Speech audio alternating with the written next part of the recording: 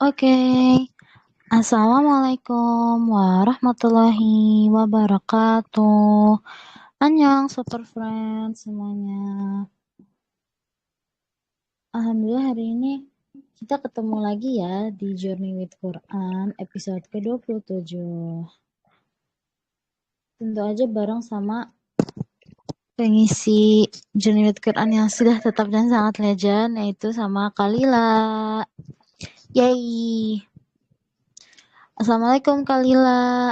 Kalilanya udah ada. Waalaikumsalam warahmatullahi wabarakatuh. Ya, suara aku kedengaran aman? Iya Halo? kedengaran Kak, udah Oh aman. iya ya, aman. Oke oke. Gimana Kak kabarnya Kak? Alhamdulillah baik. Baik. Hanya Alhamdulillah. agak apa? Agak sakit tenggorokan dikit. Tapi semoga nggak terlalu terasa ya. Oh, syafakillah ya Kak. Semoga bisa cepat sembuh. Makasih. Gimana nih Kak?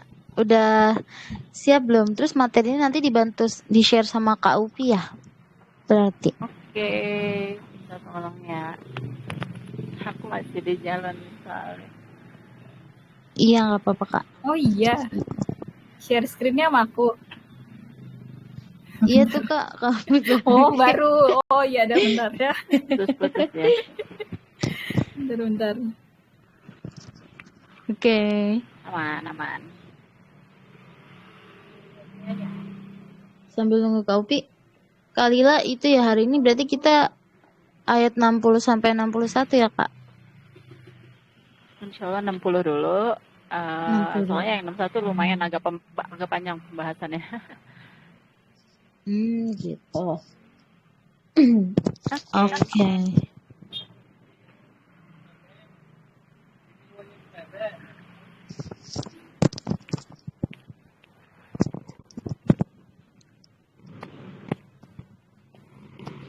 Sambil nunggu nih.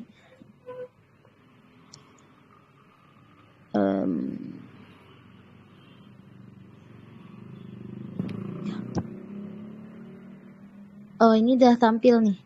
Ini udah tampil ya Kak? Udah di Kakak udah kelihatan belum nih Kak?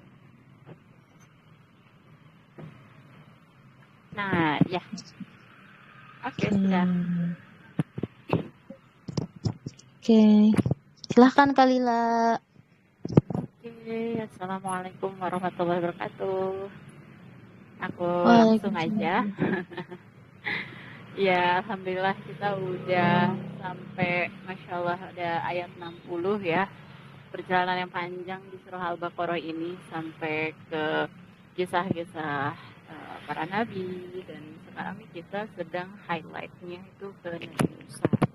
Nah, seperti yang cerita kemarin juga tuh tentang Nabi Musa dan Bani Israel. Ibaratnya Bani Israel ini dulu adalah yang diselamatkan gitu kan dari kejarannya Firaun. Sekarang malah mereka ya syirik ya gitu kan, terus malah ibaratnya membangkang lah dan melampaui batas gitu. Membangkangnya melampaui batas. Nah, di surah 60 maupun 61 ini bahasannya mengenai bagaimana sih mereka itu, Bani Israel ini, mendapatkan murka Allah sebesar itu. Kenapa sih sampai bisa sebesar itu? Oke, kita lihat dulu ya dari terjemahannya. Next. Boleh next slide. Oke, ini di sini ya. Katakan, dan ingatlah ketika Musa memohon air untuk kaumnya, lalu kami berfirman, pukullah batu itu dengan tongkatmu, maka memancarlah daripadanya 12 mata air.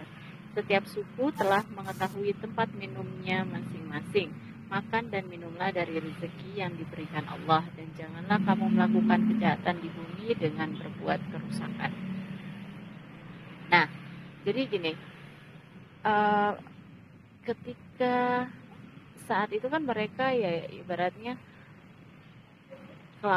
bukan kelaparan dan kehausan, tapi kan cuma dapat manwa dan manna dan salwa itu yang kemarin ya.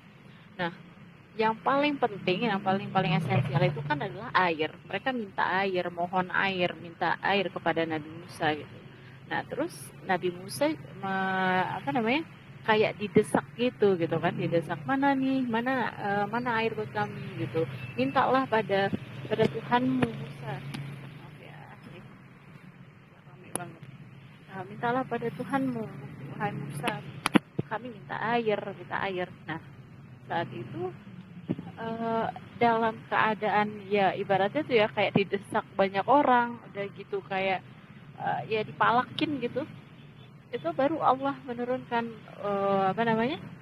mengatakan pada Nabi Musa atau menurunkan wahyu bahwa pukullah tongkatmu staff itu ke tanah dan baru keluarlah air itu bagi mereka untuk mereka minum. Jadi ini bentuk apa ya? Ibaratnya tuh Nabi Musa sebenarnya tidak ada planning, nggak tahu juga bahwa tongkatnya itu bisa ngapain, meskipun sudah terbukti bisa membelah lautan gitu kan ya. Itu pun karena diperintahkan oleh Allah, karena ada perintah itu baru Nabi Musa lakukan. Nah, di sini Bani Israel ini kayak apa ya namanya? Kayak maksa gitu, paham gak? Kayak maksa Nabi Musa untuk mengikuti keinginannya mereka. Akhirnya pas dipukulkan tongkatnya itu emang beneran memancarlah mata air sampai 12 mata air. Lalu dikatakan makan dan minumlah dari rezeki yang diberikan Allah. Jangan berbuat fahisya atau kejahatan, corruption di muka bumi, karena kalian sudah diberikan loh apa yang kalian inginkan dengan sangat-sangat kalian inginkan. Di tengah padang gurun pasir gitu ya, pasti kan yang paling berharga itu adalah air. Oke, bisa next. Nah, sedikit kita lihat dari cara pembawaannya Al-Quran gitu ya, cara ngomongnya Al-Quran. Narasinya itu adalah tadi kalau kata-kata yang tadi itu Allah mengatakan misalnya ya, bertobatlah engkau dan kami berikan padamu. Nah, itu kan seolah-olah ngomongnya langsung ya di depan kita, seolah langsung ngomongnya deket. Itu jadi kayak ya dua orang berdialog lah gitu. Kamu. Lala dong Pak. Ya. Nah, kalau mereka atau dia, kita kayak ngomongin orang ketiga gitu kan, orang yang jauh gitu. Jadi cara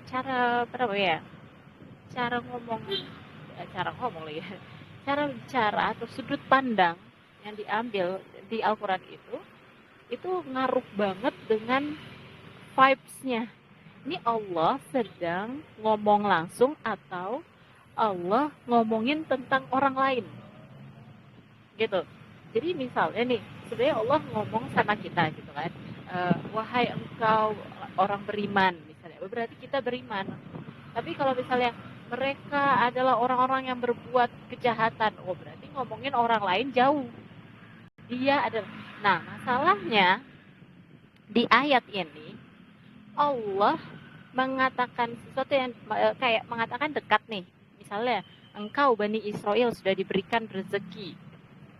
Tapi tahu gak sih bahwa mereka tuh enggak bersyukur.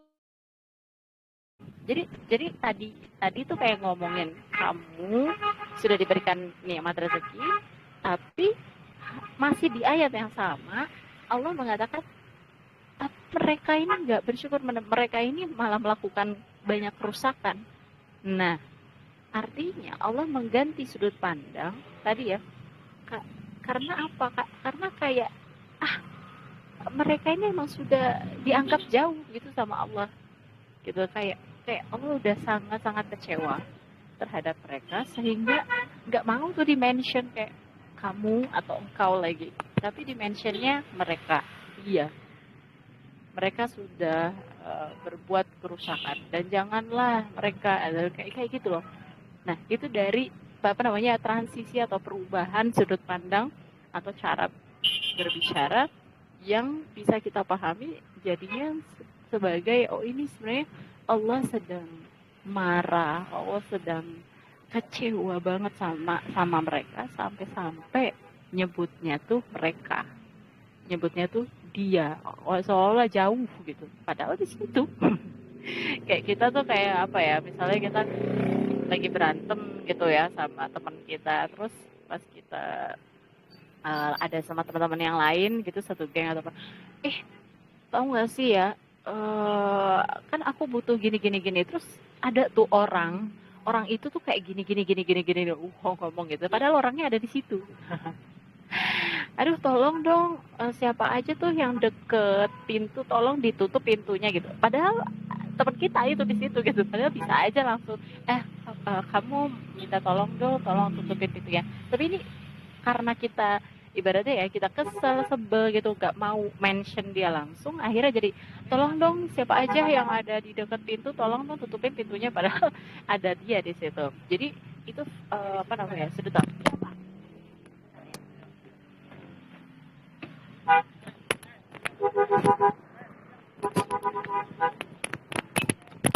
sebentar.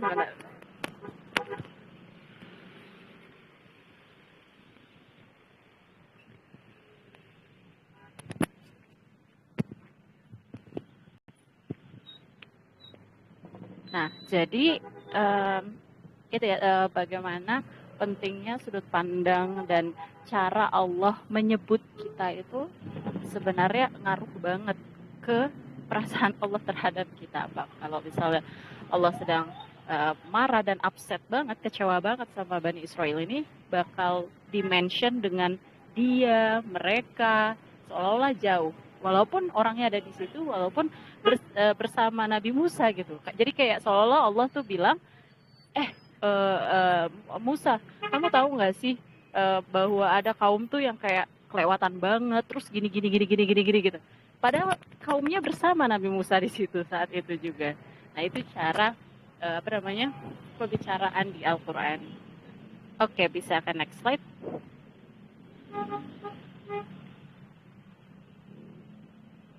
Nah, jadi kenapa sih Allah sangat kecewa pada Bani Israel? Kekecewaan ini tuh sebenarnya bukan tanpa alasan. Kemarahan Allah juga bukan tanpa alasan. Kalau kita berpikir dosa-dosa kita, kesalahan kita itu bikin, Allah pasti kecewa banget sama aku, pasti Allah marah banget sama aku. Tenang aja, bukan tenang aja sih ya, tapi Bani Israel tuh ibaratnya tuh kayak melampaui batas itu udah kayak kebangetan. Paham gak sih kalau orang tuh kebangetan, kelewatan banget, bahkan banyak yang nggak dimention gitu sama di Al-Quran tuh nggak dimention kesalahan dia, kejahatan yang dilakukan oleh Bani Israel tuh nggak ke-mention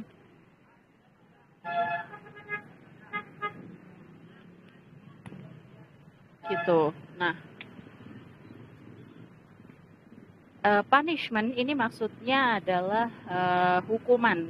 Berarti maksudnya karena Allah sangat kecewa akan tabiat mereka gitu, akan kelakuan mereka, akhirnya bukan diberlakukan ya,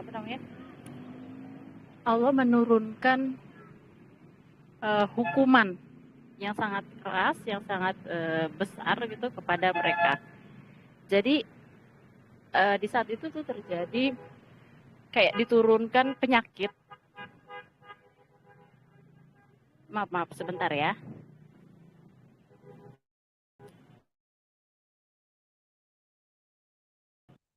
Aduh, maaf ya, ini rame banget. Di sini aku lagi di luar. Aman nggak suaranya sekarang? Aman Kak suaranya. Oke.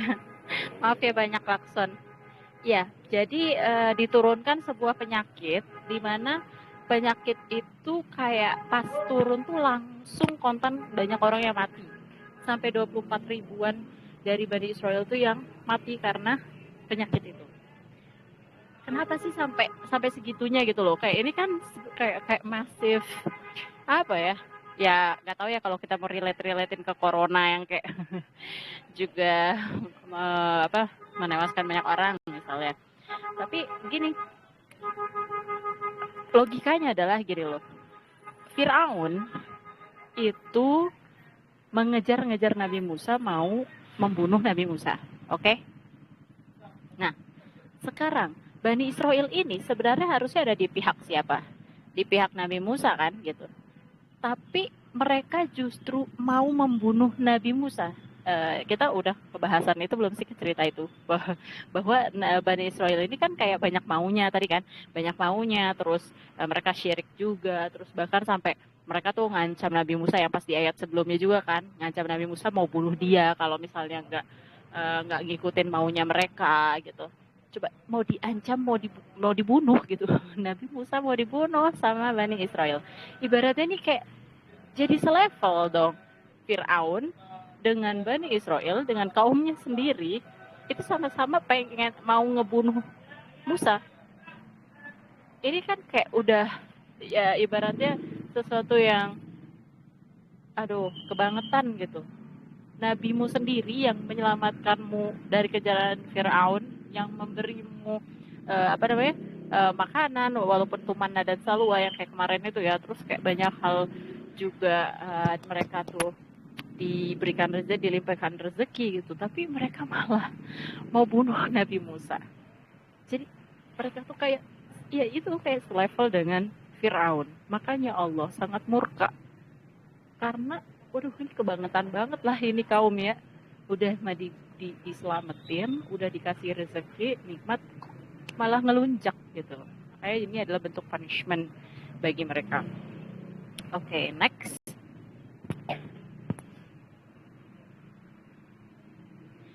Nah,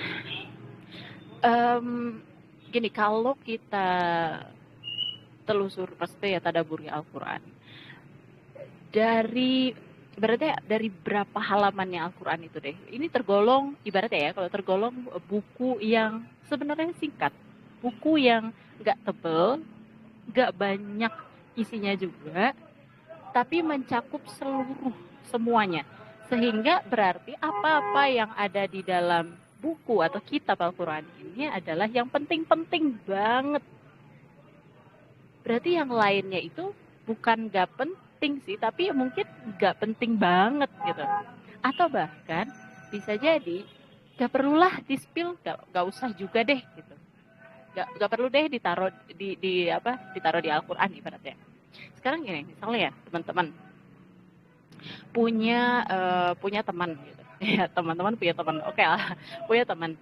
Ini tuh kayak udah anaknya ngeselin, suka bikin kesalahan sama kita, suka ngejahatin, fitnah. Pokoknya udah kayak banyak banget lah gitu ya dosa-dosa dia terhadap kita.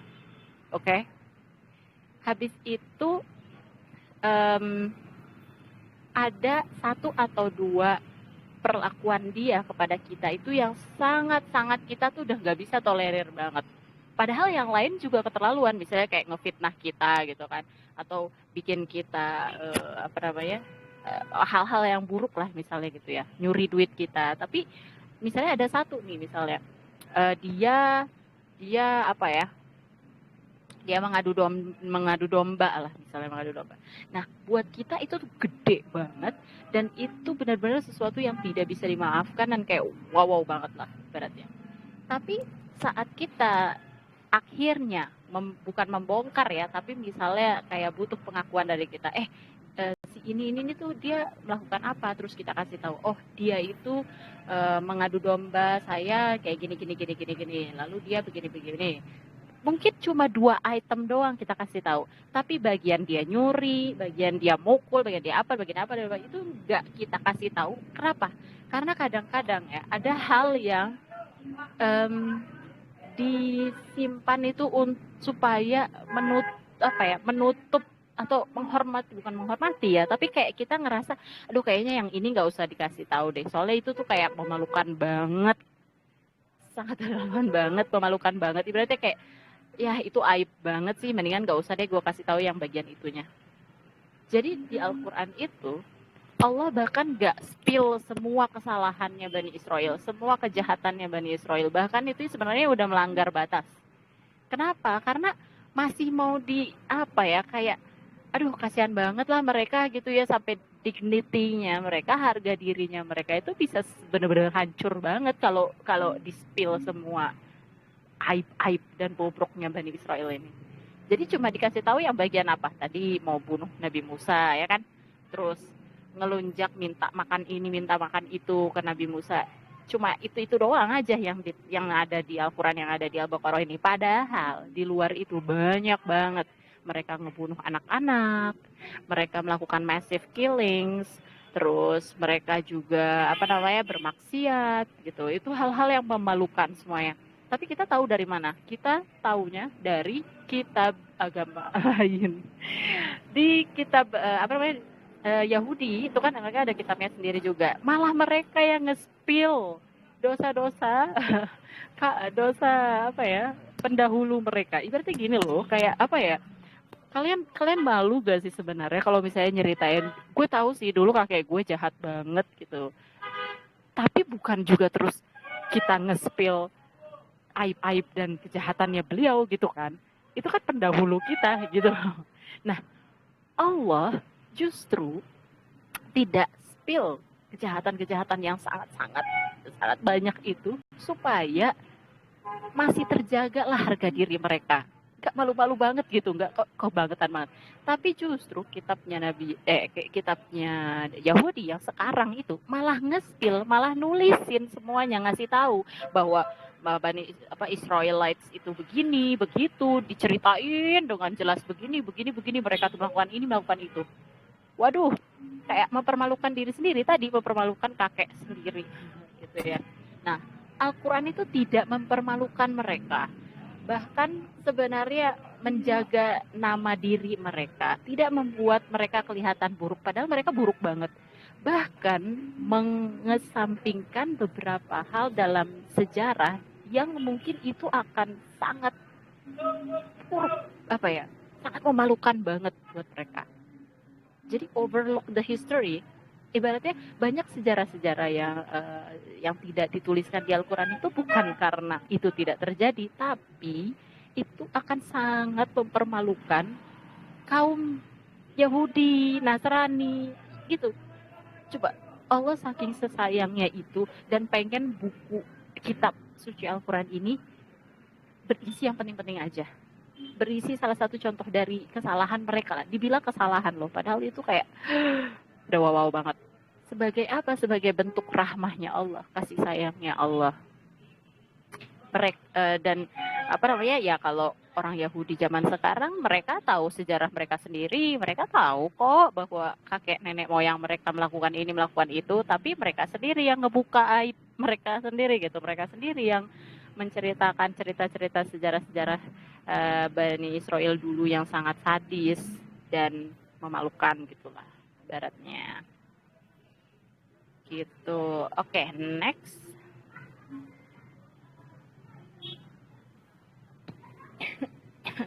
Maaf.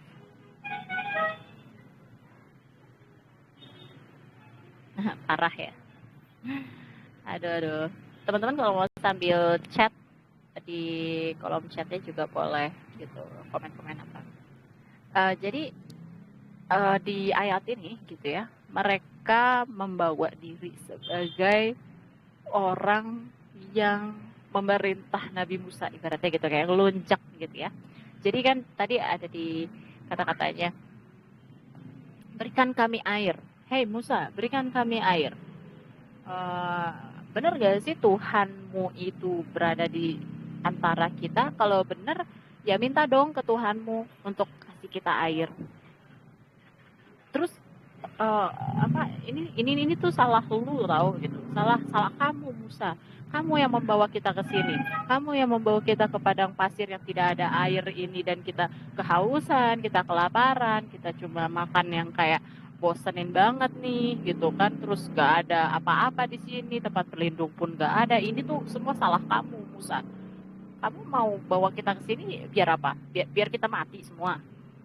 Itu cara ngomongnya Bani Israel kepada Nabi Musa. Udah menyuruh-nyuruh, terus nyalah-nyalahin. Nyuruh-nyuruh Nabi Musa untuk itu kan, kayak bilang sana ngomong sama Tuhanmu untuk kasih kita air, kasih kita ini, kasih kita itu. Terus ini semua tuh salah kamu, jadi kamu harus tanggung jawab.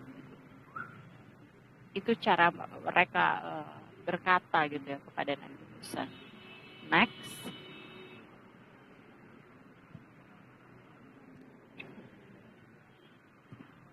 Boleh next slide. Nah,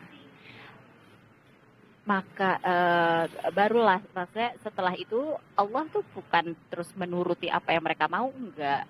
Cuma Allah kan melihat Nabi Musa digituin gitu ya. Lalu Nabi Musa diperintahkan oleh Allah untuk mengetukkan tongkatnya ke tanah. Lalu keluarlah mata air itu. Lalu ada pesan di situ, janganlah kalian berbuat kerusakan. Kalian sudah diberikan rezeki, kalian sudah diberikan air nih, ya kan? Kalian butuh air. Nih sudah dikasih air, sudah dikasih nikmat, rahmah. Janganlah berbuat kerusakan, janganlah melampaui batas dan berbuat kerusakan. Kerusakan itu fasad. Fasad ini sama kalau misalnya kata-katanya corruption, tapi bukan korupsi juga sih. Kerusakan di muka bumi itu artinya berarti dia melakukan suatu hal yang membuat dirinya sendiri dan lingkungannya itu rusak. Jadi sebenarnya ya, dosa, maksiat, kezoliman itu adalah bentuk fasad, yaitu sesuatu atau apapun aktivitas yang membuat diri kita dan sekitar kita hancur atau rusak. Mungkin kita berpikir, oh kalau kita mukul orang, dianya yang sakit, dianya yang rugi. Enggak, kitanya juga rugi, kitanya juga rusak. Itu bahasan lain ya, tapi maksudnya itu fasad. Fasad itu berbuat kerusakan. Don't go wild, jangan jadi liar, jangan jadi melampaui batas. Ada kata-kata di situ adalah wutu. Wutu itu artinya sikap atau perbuatan yang kasar. Kasarnya tuh kasar banget. Jadi bukan kasar banget gimana ya, sadis, terus kasar yang udah kayak violent banget lah. Itu wutu. Nah, di sini dibilang jangan kasar, jangan berbuat sadis, jangan jadi liar. Karena banyak mereka itu jadi liar. Tadi kan mereka saling membunuh gitu kan, terus pokoknya banyak maksiat-maksiat yang dilakukan lah selama di situ gitu ya. Nah, janganlah kalian liar, tapi lakukanlah doa. Mintalah doa, berdoalah. Kalau kamu mau lebih banyak makanan, kalau kamu mau lebih banyak yang kalian inginkan itu terwujud, doalah. Ya udah, doa, silakan. Kan mereka bilang kan mereka bosen sama mana, salwa yang kemarin ya. Bosen makannya itu doang, minumnya air putih. Ya kadang-kadang kan pengen cendol gitu, pengen makanan lain, daging ayam apa segala. Oke, dibilang oke, kalau kalian mau lebih banyak makanan, kalau kalian mau yang lain, oke, boleh. Tapi kalian harus berdoa. Kalian harus minta. Doa itu kan meminta. Gitu. Jadi narasinya mereka disuruh berdoa. Tapi apa yang dilakukan oleh Bani Israel ini? Mereka malah ngomong ke Nabi Musa. Hei Musa, mintakan pada Tuhanmu makanan, minuman, ini, itu, bla bla bla bla bla bla. Paham gak? Jadi kayak mereka nggak mau minta sendiri gitu, mereka nggak mau berdoa langsung, tapi mereka nyuruh Nabi Musa untuk mintain ke Tuhannya Musa. Ask your Lord. Hey Musa, ask your Lord. Hey Musa, mintakan kepada Tuhanmu. Kamu kan dekat sama Tuhanmu. Kamu kan ya nabi utusan dari Tuhanmu. Kamu pasti apapun yang kamu mintakan, yang kamu doakan, pasti itu terkabul. Tolong dong. Bukan tolong ya, bahkan mereka tuh nyuruh gitu dengan kasar, nyuruh. Kalau prakteknya di kehidupan kita sehari-hari sih, yang mendekati adalah kayak kita titip doa atau misalnya apa ya, hal-hal yang kayak pakai perantara gitu deh. Tapi malah deketnya ke syirik itu jadinya. Kayak wah dia tuh orang pintar, titip doa, titip ini, titip itu. Jadi kayak ini beda ya sama maksudnya kita titip didoakan oleh teman kita, bukan. Tapi ini tuh lebih ke arah apa ya, kita mempercayai seseorang sebagai seseorang yang syekh atau wow begitu banget. Terus habis itu kita nggak mau melakukan apa-apa, kita minta dia yang lakukan gitu. Padahal harusnya kita yang beribadah, kita yang berdoa, tapi kita nggak mau. Kita nitip gitu, nitip ke orang lain. Nah, kalau Bani Israel ini, wah, itu udah bukan nitip lagi namanya, nyuruh. Udah nyuruh, maksa. Malah ngancem, kalau kamu udah lakukan, kita bunuh kamu. Gitu. Bani Israel tuh mau membunuh Musa. Cuma karena Nabi Musa ini ibaratnya sekali ketok tongkatnya keluar air, keluar apa gitu. Mukjizat-mukjizat yang dilakukan oleh Nabi Musa itu masih berguna dan bermanfaat gitulah oleh Bani Israel. Ya nggak dibunuh dulu gitu. Bukan karena mereka beriman ya, atau misalnya mereka mengikuti Nabi Musa, kagak.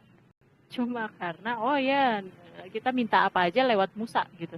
Minta apa aja lewat Tuhannya Musa. Gitu. Oke, next.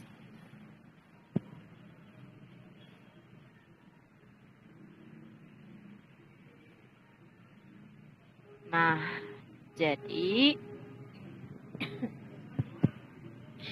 perbedaan Kalau di sini kita bisa melihat ya, bagaimana bagi Bani Israel ada perbedaan.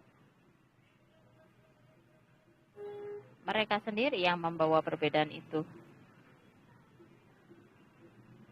Bentar. Perbedaan Tuhan. Jadi ibaratnya kan gini, mintain tuh sama Tuhanmu Musa, seolah-olah Tuhan mereka beda. Gitu.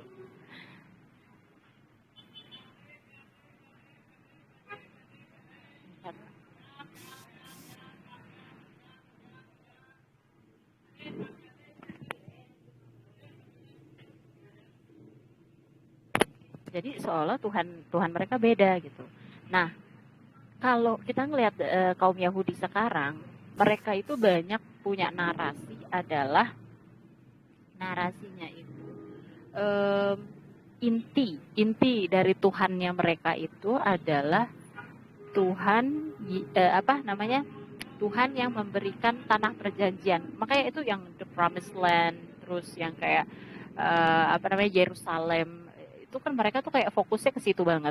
Karena mereka punya histori, punya sejarah, terlunta-lunta puluhan tahun di padang pasir, gak punya rumah, gak punya tanah. Dan Tuhannya mereka, ibaratnya ya dalam tanda kutip gitu ya, menjanjikan sebuah tanah untuk mereka di mana mereka akan bisa makmur dan hidup bahagia selama-lamanya. Gitu. Ya itu sebenarnya Allah gitu kan, Allah menjanjikan mereka dan lain-lain. Tapi lingkupnya mereka itu cuma sampai situ gitu. Bahwa mereka dijanjikan oleh Tuhan sebuah tanah gitu ya, sebuah tanah yang atau sebuah wilayah area untuk mereka hidup. Dan itu akan menjadi milik mereka gitulah. Itu adalah milik mereka nantinya juga untuk saja. Nah, sedangkan Nabi Musa atau kita umat Islam itu kan tidak hanya Tuhan yang menjanjikan tanah atau area gitu, tapi kan Tuhan segalanya, Tuhan pemilik segala yang ada di muka bumi, bahkan di luar bumi, di luar angkasa dan lain-lain. Inti dari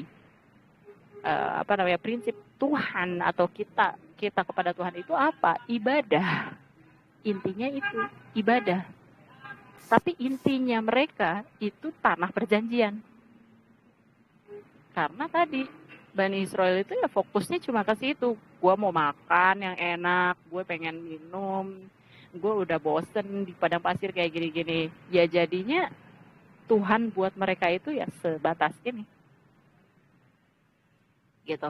Nah disinilah mulai terlihat gitu ya pemisahan diri ya antara kaum Yahudi yang tadinya Islam gitu, yang tadinya pengikutnya Nabi Musa, tapi ternyata mereka membangkang. Next.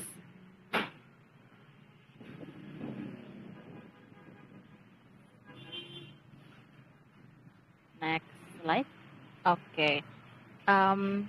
Kayaknya kalau ayat 61 ini karena bahasannya lumayan panjang dan ini mungkin kita bisa sampai ayat 60 dulu biar kita banyakin diskusi bentuk-bentuk bentuk-bentuk keterlaluannya mereka gitu, keterlaluannya Bani Israel dan bagaimana itu mempengaruhi banyak aspek ke dalam murka Allah, dan bagaimana kita juga banyak belajar ya bahwa ternyata Al-Quran itu saking suci, saking mulia, nggak mau tuh nulisin yang kecil-kecil, nggak mau nulisin yang kayak yang buat kita mungkin penting dan sangat fatal gitu ya, kesalahan-kesalahan dan ke dosa-dosanya Bani Israel. Tapi buat Allah gitu ya, Allah tuh mau menutup aibnya mereka.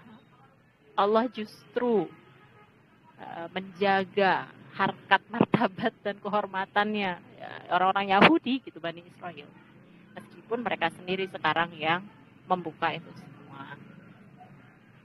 Insya Allah dari aku segitu kali ya, soalnya kondisinya kurang memungkinkan juga di sini, rame banget. Nanti bisa ditentukan oleh Rabia ya. Iya Kak. Masya Allah. Makasih banyak ya Kak Lila penjelasannya. Ini ada yang tanya nih Kak, Lila lagi gimana? Hadis katanya. Kata Kak Yumi, Kak Lila lagi di mana Kak? Ada suara klakson. Kak Lila lagi di jalan ya Kak, mau pergi ya Kak? Oh, wah iya, aku lagi di jalan mau ke Bandung. Oke deh. Kita tunggu, kita sekarang tuh kan mau diskusi ya. Yarhamukallah. Kita kan sekarang lagi di, kok aku tuh jadi aku lagi di jalan mau ke Bandung. Maaf ya guys, agak disconnect. Kita kan sekarang mau diskusi nih ceritanya. Jadi aku kasih waktu ya, karena juga Kalila waktunya gak banyak dan lagi mau ke Bandung. Kita doain semoga Kalila sampai di Bandung dengan selamat dan sehat selalu. Amin. Oke. Aku tunggu 1 menit sampai 4:43 kalau ada teman-teman yang mau tanya ataupun mau berdiskusi sama Kalila. Aku kasih waktu ya guys sampai 4 jam 4:43. Kalian kalau mau nanya sesuatu boleh chat ya. Mau tanya Kak. Hati-hati di jalan Kak, kata Kak Yumi. Makasih Kak Yumi. Makasih Kak Upi. Makasih juga ini ada Kak Aifa ya. Halo Kak Aifa. Oke. Kayaknya belum ada yang mau bertanya karena tadi penjelasan kalian sangat jelas dan membuat aku kayak rada bombastic side eye, criminal offensive side eye sama Bani Israel, kayak mereka kocak gaming banget guys. Ya pantas saja lah digituin. Lagian kan, aduh, masa aku julitinnya Bani Israil. Soalnya kayak kocak aja menurutku ya, sedikit kocak gaming gitu. Kayak udah dikasih segala macam masih aja gitu. Bahkan saking baiknya Al-Quran, saking baiknya, saking sucinya gitu ya. Saking baiknya Allah itu nggak dibuka semua tuh keburukan-keburukan mereka. Aduh, Masya Allah. Baik Allah. Oke deh, karena udah jam 4.43 dan kayaknya belum ada pertanyaan. Kita akhirin di sini nggak apa-apa ya, Kalila? Nggak apa-apa ya, Kak? Oh, iya, nggak apa-apa. Nggak ada yang nanya nih. Nggak ada nih, Kak. Belum Out ada of yang mau topic juga tanya. nggak masalah kok. Aku malah lebih suka diskusi daripada maparin materi mah. Oh, gitu. Maparin materi mah harus ini harus belajar dulu. Iya, betul. Ya udah guys, kalau ada yang mau tanya di luar selain apa sih namanya tuh? Di luar materi hari ini boleh. Aku tunggu 1 menit lagi ya Kak, sampai 4:45. Coba deh ketik kalau teman-teman mau tanya-tanya sama Kalila. Terdesak ya, udah kayak countdown timer gitu. Iya, aku timer timer human, human timer. Gaji banget. Mungkin sih lah. Ada yang mau tanya nggak nih guys? Oke deh, udah 4:45 dan kayaknya belum ada yang mau tanya nih Kak. Kakak Oke, hati-hati ya Kak aman-aman. di jalan. Iya, di rumah juga. Sip, dirimu juga hati-hati. Oh, aku gini aja deh. Aku boleh minta closing statement nggak dari Kakak? Apa sih Oh pesan-pesan iya, yang Kakak itu buat kita yang hari ini dengerin hari ini? ini Kak Yumi typing nih. Oh, Kak Yumi typing. Coba aku tungguin. Mungkin Oh, masih udah jelas jelas. kejelasannya. Iya, iya. Makasih Kak Yumi. Iya. Kalau apa ya? Closing statement sih sebenarnya gini.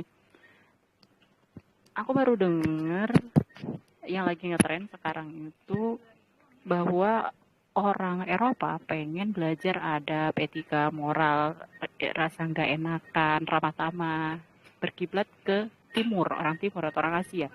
Sedangkan orang Asia justru pengen ikut-ikut tren budaya orang Barat. Gitu ya. Ini jadi terbalik nih. Tuh. Nah, relate-nya gimana sih? Jadi gini, Bani Israel awalnya itu kan apa ya? Budak gitu kan. Budaknya Firaun gitu ya. Kaum yang menjadi budak di zamannya Firaun. Terus mereka sebenarnya keturunan nabi kan gitu, keturunan nabi Israel. Jadi bukan Israel, maksudnya Bani Israel itu sendiri aja itu mulia sebenarnya, arti yang mulia. Cuma sekarang jadinya Israel. Sedangkan saat mereka membangkang, setelah mereka diselamatkan oleh Nabi Musa, terus mereka melunjak, itu berubah gitu. Yang tadinya ramah tamah dan baik, itu jadi jahat, jadi kebangetan. Jadi orang yang sangat baik saja bisa jadi sangat jahat. Tapi gini, selama kita tuh memegang Allah di hati kita, kita insya Allah nggak bakal sampai fasad tadi, rusak. Tapi kalau sekali dari kita tinggalin gitu ya, tinggalin Allah atau kayak mendinai atau bahkan apa namanya ya, lupa gitu ya, melupakan, itu gampang banget ke switch gitu sih. Kalau pelajaran yang aku dapatkan untuk di ayat 60 ini, bagaimana sebuah Bani Israel yang sangat dimuliakan oleh Allah, kaumnya Nabi Musa, itu bisa bertolak balik sampai apa yang kita lihat di zaman sekarang. Hati-hati sama kita yang merasa diri, oh aku kayaknya nggak mungkin deh kayak gitu. Aku nggak mungkin berdosa yang kayak gini atau kayak gitu. Aku nggak mungkin lah yang gitu. Mohon maaf ya, hati-hati. Dan orang juga yang ibaratnya sekarang dalam keadaan buruk atau belum baik, bisa jadi mereka akan menjadi baik gitu. Cuma yang harus kita pegang adalah tadi, Allah tuh sebenarnya sudah memberikan kita berkah banyak, nikmat. rahmah, tapi kadang kitanya ngelunjak. Iya sih aku punya motor, tapi kan belum punya mobil. Yang udah punya mobil, aku punya mobil tapi kan aku belum jalan-jalan ke luar negeri, belum ini, belum itu. Ya aku punya sih saldo 1 juta di di tabunganku, tapi kan nggak kayak orang lain atau teman-temanku yang tabungan depositonya tuh sampai 10, 40 juta, 50 juta. Nanti gimana hidupku? Itu tipe-tipenya Bani Israel. Sudah dikasih manna salwa, udah dikasih nabi di antara mereka. Ngelunjak, minta ini, minta itu banyak. Udah gitu maksa. Ya Allah, kenapa engkau belum menurunkan jodoh bagiku, bla bla bla bla bla bla bla. Banyak, jangankan jodoh, diambil orang yang mereka sayang, diambil orang tuanya, diambil. Kita masih punya gitu. Jadi instead of minta ini minta itu, dan jangan sampai kayak Bani Israel ya yang kebangetan, lebih baik kita sibuk bersyukur aja. Apa nih yang belum aku syukuri lagi hari ini? Apalagi ya? Aduh, ternyata ini. Aduh, ternyata banyak, ternyata banyak. Udah, kalau mau di list itu nggak akan habis-habis. Aduh, maaf ya, jadi lama closing statementnya, jadi panjang. Gitu sih. Ini juga tamparan buat aku, doain aku ya. Makasih. Amin. Makasih Kak Lila. Masya Allah closing statementnya. Berarti juga menutup mengakhiri Journey with Quran kita hari ini. Jazakillah khair Kak Lila. Jazakillah khair juga Kak Upi udah menjadi operator kita yang keren banget. Dan terima kasih juga buat teman-teman semuanya yang udah ikutan Journey with Quran episode kali ini. Semoga bermanfaat dan semoga bisa jadi pengingat buat kita ya teman-teman. Makasih buat yang udah join, Kak Yumi, Kak Iva. Sampai ketemu lagi di Journey with Quran. Selanjutnya aku mohon maaf kalau ada kekurangan ataupun kesalahan. Aku akhiri dengan doa kafaratul majelis. Subhanakallahumma wa bihamdika asyhadu alla ilaha illa anta astaghfiruka wa atubu ilaih. Amin. Makasih teman-teman. Wassalamualaikum warahmatullahi wabarakatuh. Annyeong super friends. Sampai ketemu lagi.